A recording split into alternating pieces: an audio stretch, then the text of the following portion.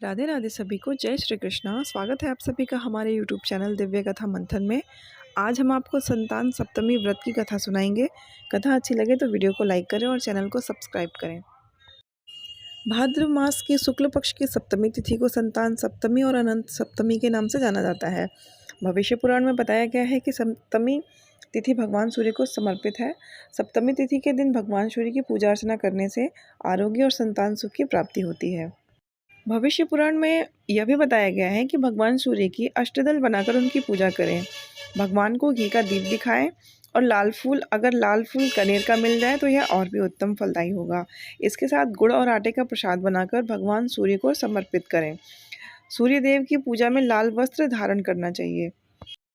संतान सप्तमी व्रत के लिए कुछ नियम हैं, जैसे कि संतान की कामना से जो लोग संतान सप्तमी का व्रत रखते हैं उनके लिए नियम यह है कि इस व्रत को दोपहर तक कर लें।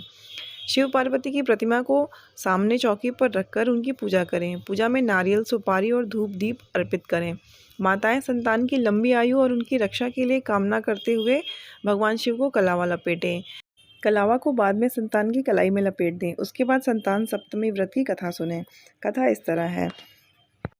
संतान सप्तमी व्रत संतान सुख प्रदान करने वाला व्रत है। इस व्रत से संतान को आरोग्य और दीर्घायु की प्राप्ति होती है। भगवान श्री कृष्ण ने एक बार पांडु पुत्र युधिष्ठिर को भाद्र मास की शुक्ल पक्ष की सप्तमी तिथि के महत्व को बताते हुए कहा था कि इस दिन व्रत करके सूर्य देव और लक्ष्मी नारायण की पूजा करने से संतान की प्राप्ति होती है।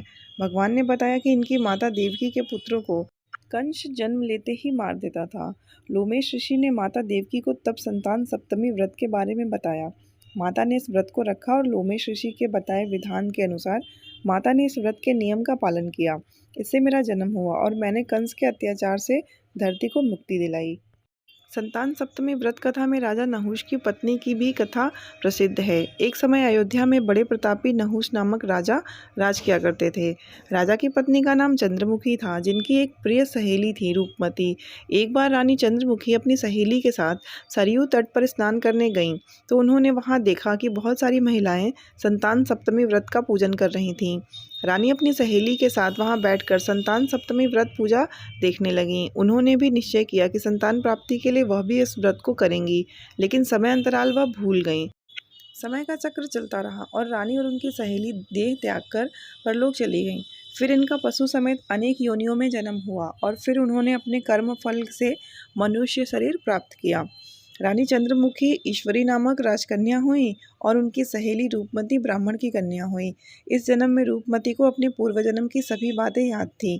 उन्होंने संतान सप्तमी का व्रत किया, जिससे उन्हें 8 संतान प्राप्त हुई, लेकिन ईश्वरी ने इस व्रत को नहीं किया, जिससे वह जन्म से भी निसंतान थी। रूपमती के पुत्रों को देखकर ईश्वरी को जलन होती थी और उसने कई बार उन्हें मारने का प्रयास किया, लेकिन वह असफल रही। बाद में उसने अपनी गलती मान ली और रूपमती से क्षमा मांगी। रूपमती ने ईश्वरी को क्षमा कर दिया और संतान सप्तमी व्रत करने के लिए कहा।